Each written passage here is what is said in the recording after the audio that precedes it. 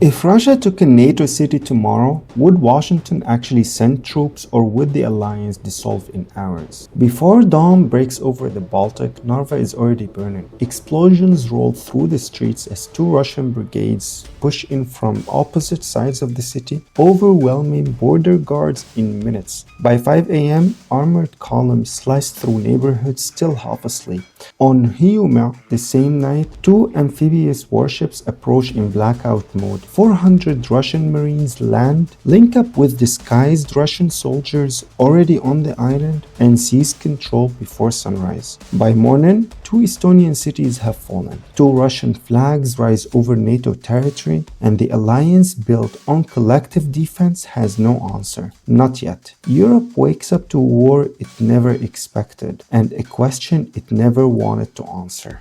What you just saw is not a prediction. It's the scenario described by German strategist Carlo Masala, a blueprint for how Russia could dismantle NATO by striking Estonia first. And for the first time, Europe can no longer dismiss it as fiction, because Putin has already said it. If Europe wants to enter into a war with us, we're ready. Russian drones and fighter jets are testing NATO airspace. Washington is questioning its own commitment to Article 5, and European governments are openly afraid that if a war starts, the United States might not come, which leaves Europe facing a choice it has avoided for 30 years. Act before Russia does, or watch NATO collapse from within. So, the real question becomes, does Europe still have the nerve to defend itself? This is what we will discuss together in today's episode. I am your host, and this is the Intel Runner Plus. Please like this video and subscribe to the channel. It's the free thing you can do to support us making this type of content, and let's dive in.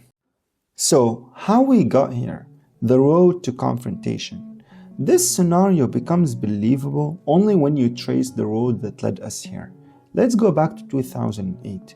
In 2008, NATO made the Bucharest promise that Ukraine and Georgia will become members. Fast forward to December 2021. Moscow delivered its ultimatum: NATO must withdraw the promise. And I know what you're thinking. Why does Russia care about a promise from 2008? Because for Russia, NATO shouldn't keep expanding, especially next to its borders.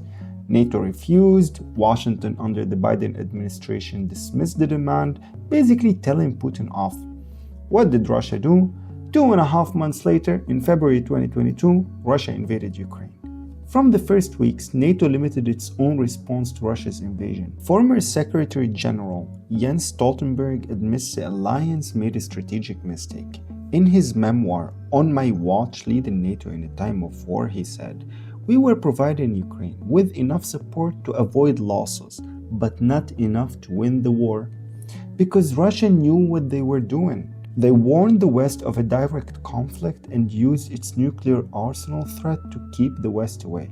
So, not only NATO couldn't directly support Ukraine, but they had to impose strict rules on the weapons they delivered to Ukraine. When the US sent HIMARS in 2022, they barred Ukraine from striking targets on Russian soil to avoid direct confrontation with Russia. France and Britain imposed the same restrictions on Storm Shadow missiles in 2023.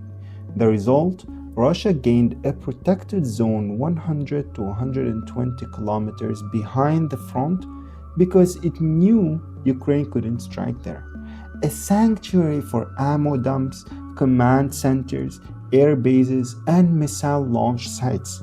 Imagine you've got a war and you have your command center 100 kilometers away from the enemy's borders.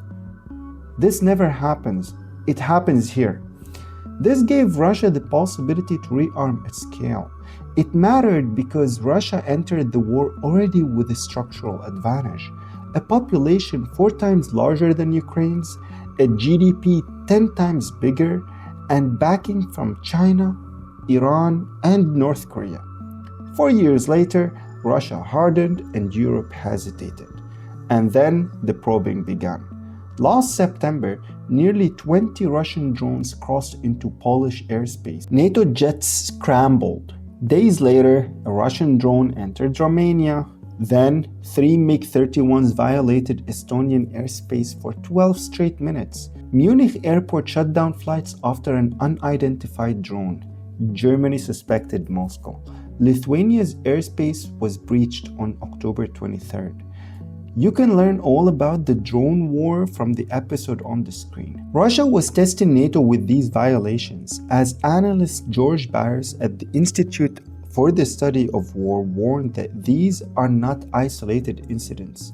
He called the pattern Phase Zero, the preparatory stage of a Russian campaign designed to shape psychological and political conditions for a future conflict with NATO. Basically, Russia is prepping and teasing. Moscow reinforces the message. Dmitry Medvedev declared that Europeans must feel fear and terror, like any foolish animal driven to a slaughter. Inside NATO, confidence wavers. In June, on Air Force One, President Trump was asked by a journalist if he still supports Article 5. His answer stunned allies. He said, "It depends on your definition of Article 5. Now, let me tell you, my dear viewers, what Article 5 is for those of you who don't know. Article 5 is the foundation of the NATO alliance. It basically says if a member of the alliance is attacked, the whole alliance is attacked. In another word, you attack one, you attack us all, and we all defend each other. Trump basically tried to get out of this because he doesn't want to defend Europe. European officials heard exactly what that meant. This is the backdrop that makes Carlo Masala's 2025 book, If Russia Wins, impossible to ignore. A scenario where Russia attacks Estonia in 2028 to dismantle NATO. A scenario that once looked academic. Now it reads like a warning, and this is how we got here. The strategy of fear, what all of this bullying is about. Now, I know what you're thinking. NATO is a lot more funded than Russia. How can Russia bully NATO like this and get away with it? And I'll tell you, Russia's pressure campaign works for one reason. Europe keeps signaling that it's not ready for a direct confrontation. The clearest signal came from Washington. After Russian drones entered Polish airspace, President Donald Trump dismissed the incident, saying the penetration might have happened by mistake, and adding, "We hope this situation will end soon." To Moscow, that wasn't caution, it was permission. Inside Europe, military leaders see the danger accumulating. Sweden's Army Chief of Staff, Michael Claesson, warned, "We must not allow ourselves to be overly fearful and worried about escalation. We must be firm." There you go. But firmness is exactly what Europe lacks. Italy's defense minister, Guido Crosetto, has already criticized the continent's stagnation in the face of hybrid Russian attacks, cyber operations, sabotage attempts, and information warfare, all designed to probe how far Moscow can push without consequences.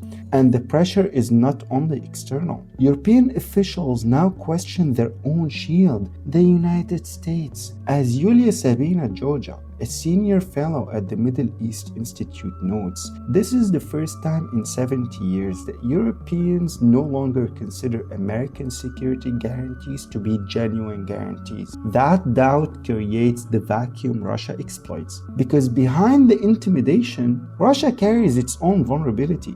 Russia is not that strong, you guys. According to The Guardian, nearly 1.2 million killed or wounded in 4 years of war.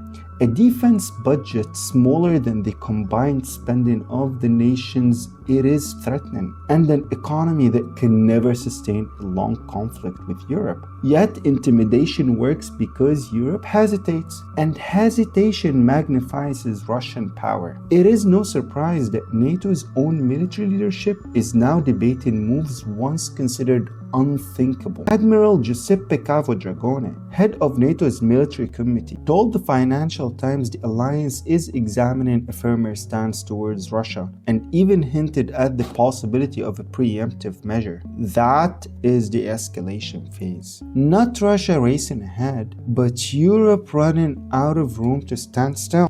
Now, if you are a regular viewer of this show, then you know what's coming. I have told you the historical context, I have told you how we got here, and Russia's bullying, and Europe's hesitation, and you know what we're going to get to. We're getting to the global implication. The cost of a NATO-Russia war. A war between Russia and NATO would not stay inside the Baltics. It would hit the entire global system at once. Bloomberg Economics estimates the impact at $1.5 trillion, a shockwave that would tear through markets already under strain. Energy prices would spike immediately because, to this day, Russia remains one of the largest exporters of oil and natural gas, and any disruption in its output would ripple from Europe to Asia within days. The first physical consequences would appear inside Europe.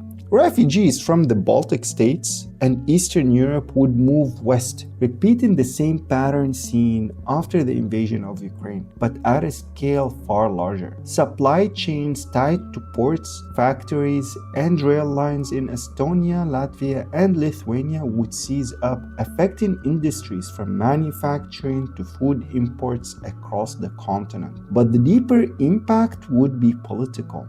If NATO fractures under pressure, the global balance shifts overnight. Alliances in the Middle East and Asia would reassess their security guarantees. China would read a weakened NATO as an opportunity, because a country in the Middle East, for example, who trades oil for American security, would see the US abandon its closest ally and look for other options, and China now appears to be a more stable partner. So regions dependent on Western stability would face a vacuum. Europe knows this, and the numbers are brutal. According to the Europe's Choice study published in 2025, supporting Ukraine for 4 more years, enough just to force a partial Russian setback, would cost between 500 and 838 billion euros. Of course, this is a big bill for Europe to cover. However, and get this, if Europe fails to do that and Russia achieves a partial victory, the price of shoring up Europe's defenses rises from 1.2 to 1.66 trillion euros. That's almost the double. And that is before counting the cost of an actual war. It's only to prep up. The choice is not only military, it's financial, systematic, and global. A decision taken in Europe would shape the world economy for generations.